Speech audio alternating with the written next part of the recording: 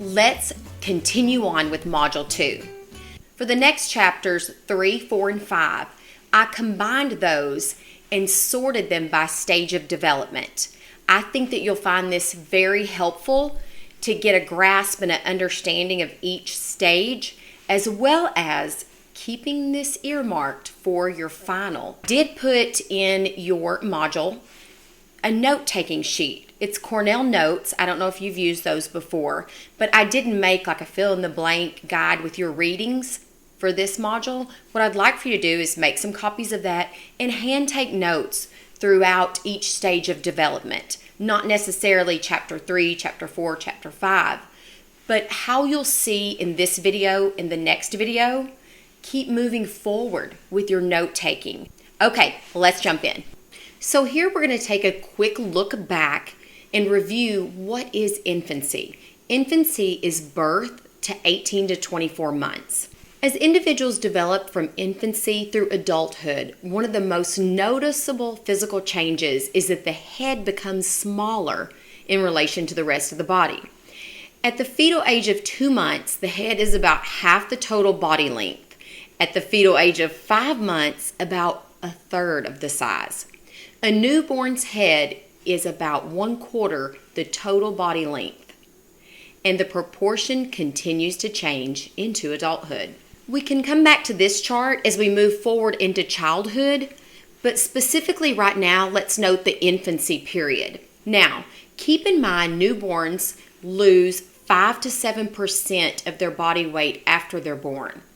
However, once they adjust to sucking, swallowing, and digesting, they are going to begin to grow very rapidly. The rate of growth will slow through the second year of life. I want to throw a few little slides in throughout this module that jump back to the research methods that are used throughout lifespan development. Just because there are so many different research studies that you'll begin to read, that sometimes you might want to click, what kind of study was that? How was that research determined or disseminated? So here's a couple cross-sectional and longitudinal if you need to refer back. The baby here is hooked up to an EEG, electrocephalogram. And what this determined in this particular study was that the baby could distinguish their mother's voice between another woman's voice, even while they were asleep.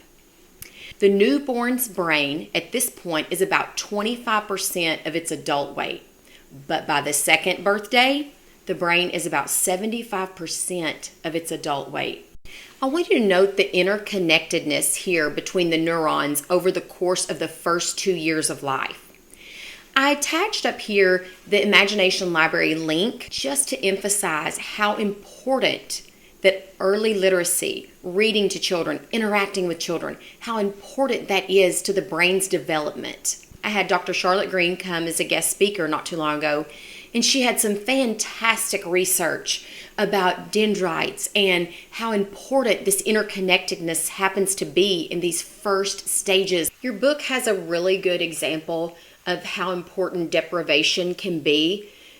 This PET scan shows a normal child's brain on the left, and then on the right you have a Romanian orphan that has been severely deprived since birth.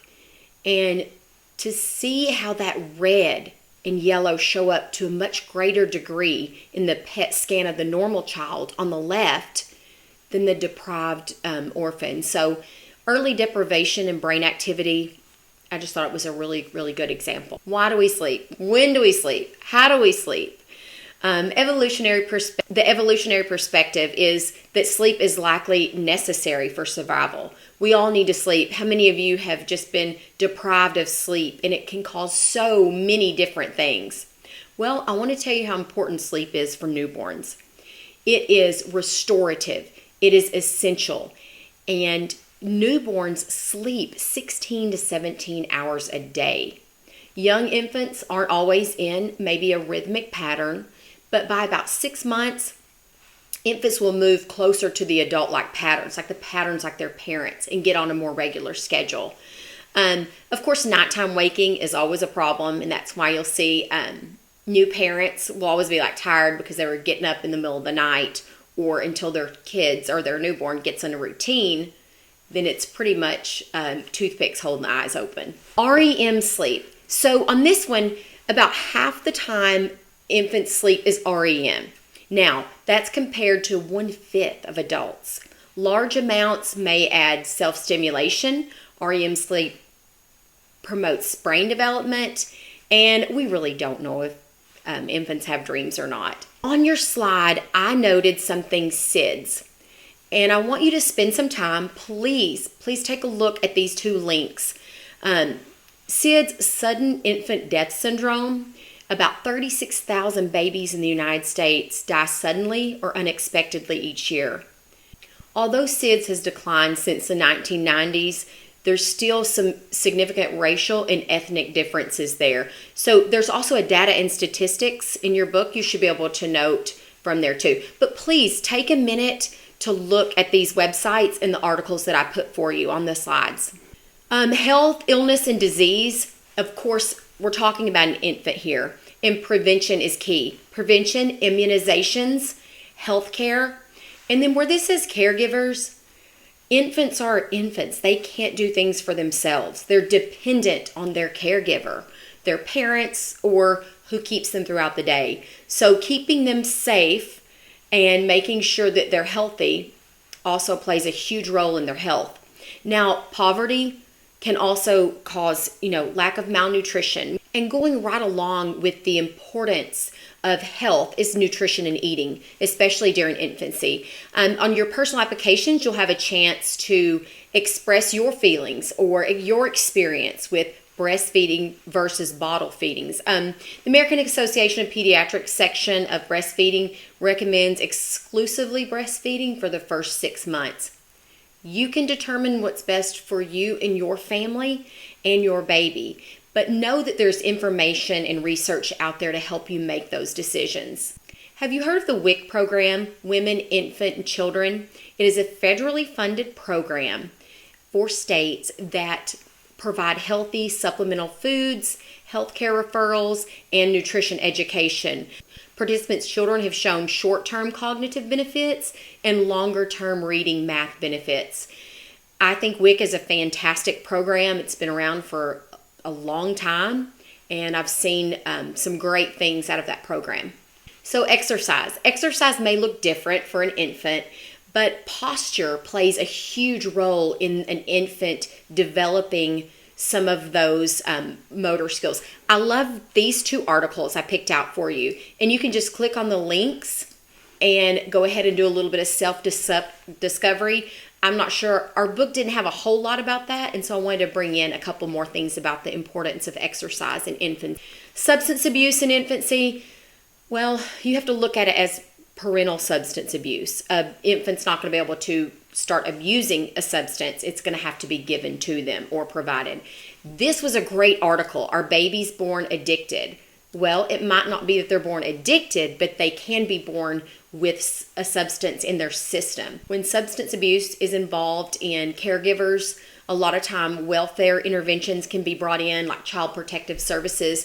So definitely if you see or you know that a child is in danger or being malnourished or maltreated, please reach out to Child Protection Services or let someone know that. Motor development, the dynamic systems view. Infants assemble motor skills for perceiving and acting. Motivation leads them to new behaviors, which are tuned to repetition over and over. And new motor skills therefore result in the body's physical properties, nervous system development, and the goal the child is trying to reach, and environmental support. A few more things on motor development I noted were the rooting reflex, sucking reflex, Moro reflex, and we know that gross motor skills are those that involve the large muscles, moving arms or walking, and then we get into fine motor skills in the next section. But learning to walk is going to be a gross motor skill in that. This chart, the horizontal red bars on this indicate the range in which most infants reach various milestones in gross motor development. Please mark this in your book because you'll want to come back to this when we put this whole course together at the end of the semester.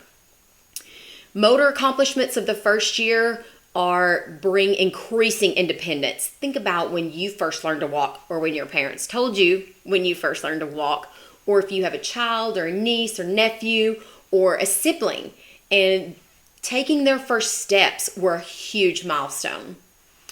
By 13 to 18 months, your toddlers are going to be able to pull a toy by a string or climb steps. By 18 to 24 months, they're going to be able to actually quickly walk or run. So fine motor skills are going to be the ones that are fine-tuned movements. Right here you can see the palmar grasp. That's where the infant grasps the whole hand. See where the baby's grabbing the finger? And then a pincer grip is, I think of it like when you pick up Cheerios. You know, you grasp small objects with your thumb and forefinger. Sensory development. What is a sensation? A sensation is the reaction that occurs when information interacts with your sensory receptors. The ecological view is that we perceive information that exists in the world around us. Perception. Also, affordances. What are your opportunities for interaction? At birth, the nerves, muscles, and lens of the eye are still developing. Newborns can't see things that are far away. Infants do show an interest in human faces. A couple more sensory development things I've noted are the size consistency, maybe the recognition that the object remains the same even though the retinal image changes as you move toward or away from the object. And then shape consistency, the recognition of an object that remains the same shape even though it's oriented to changes. And perceptual development is going to kind of wrap up our infant section here in this module. Perceptual motor coupling is necessary to coordinate the grasping. Perceptual systems are varied with age, and experience always plays a role in perception development. Connect and reflect will be part of your Module 2 discussion. So please spend some time answering these questions or reflect. That takes us through infancy. We still have childhood, adolescence, emerging adulthood, and aging through this module. So it's going to be important that you take good notes. Okay, this is the second video in Module 2, and I'll try to push out another video on childhood, and then I'm going to let you take the reins using your Cornell notes with adolescence, emerging adulthood, and aging. Get started.